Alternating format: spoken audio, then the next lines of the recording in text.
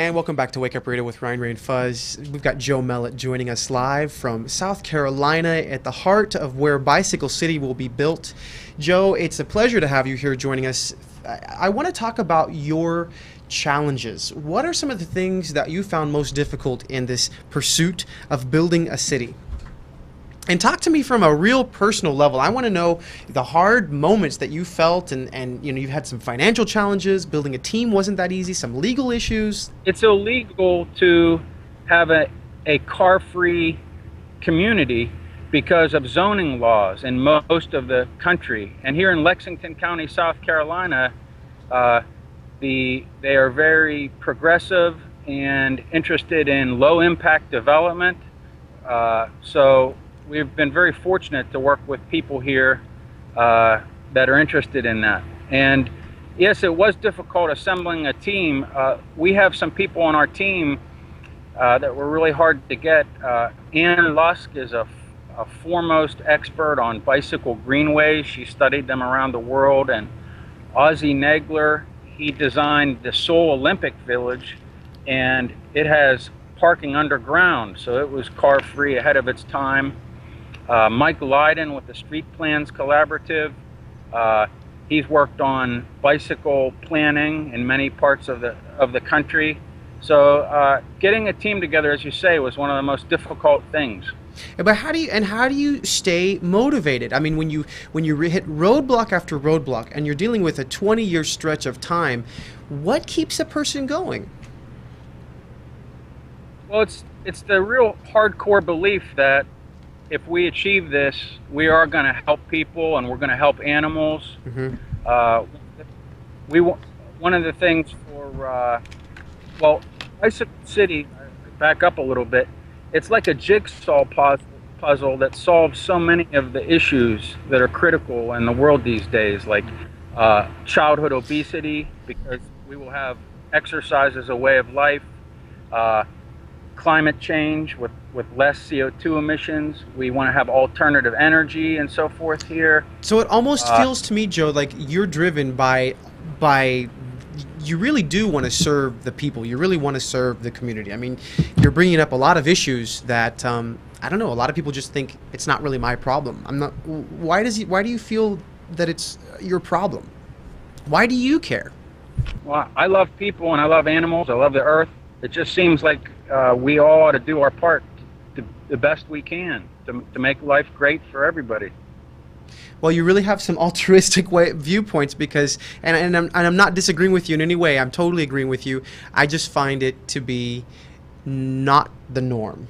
I mean, Fuzz, I don't know what you think about. Well, you're absolutely right. It's not the norm, but you know, as I'm sitting here listening to the story, what I'm thinking of is it's our perspective and our way of thinking. Because I have quite a few friends who live in New York City, Manhattan, and they don't use a car. Everything is there within reach, and they don't use a car. And the couple of them that do have a car keep it parked in some lot away for when they do have those long trips or when they do need to go somewhere that requires a vehicle.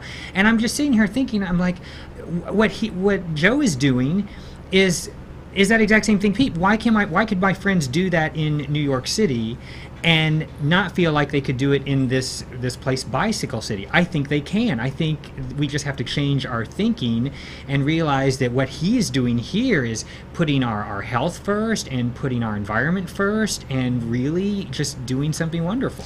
Well, and it also is clear that, I mean, in order to do something like that, to take on a project of that magnitude, you really have to start a city. I mean, you really need to start from the ground up, because our communities have not been planned with these factors in mind. Absolutely. You got to be the example. Be the example. Joe, I love what you're doing, man. Keep doing it. I'm amazed. Joe, I know that you've also had some financial challenges along the way. Tell us about some of your personal financial challenges since the 90s, things that you've had to do just to keep going and keep on track with your dream. Oh, at one point I had to sell my car and liquidate most of my assets, and I rode a bicycle around town for a good bit of time just to keep things going. And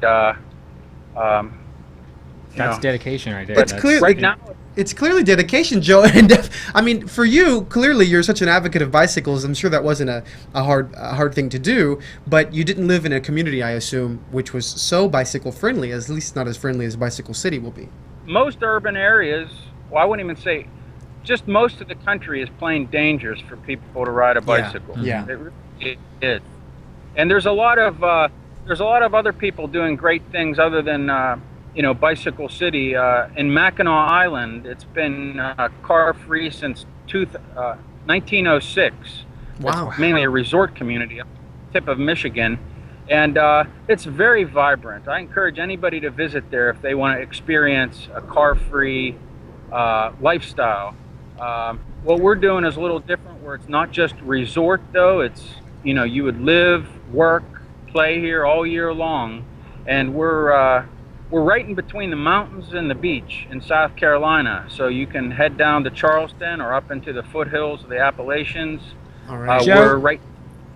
Why is that the reason you chose this location, or have you always lived there? Is there some familial roots there? Why did you pick this area to be Bicycle City? Well, and actually, I know the answer is going to be a little bit involved, and we're going to take a break right now. Joe, when we come back, if you can give that answer, we'll be right back here with Wake Up Radio.